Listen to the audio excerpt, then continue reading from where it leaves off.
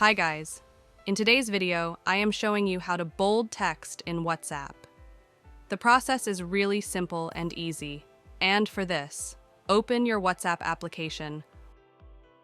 Once it will be opens, go to that chat in which you want to write the bold text.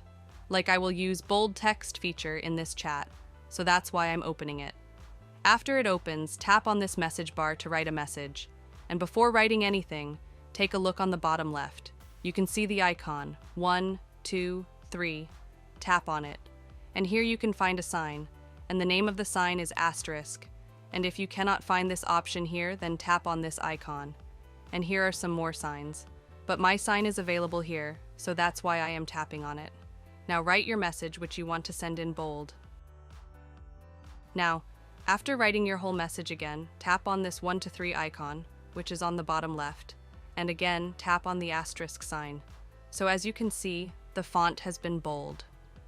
Now send this message by tapping on the send icon, and you can see the message has been sent, and the font is in bold.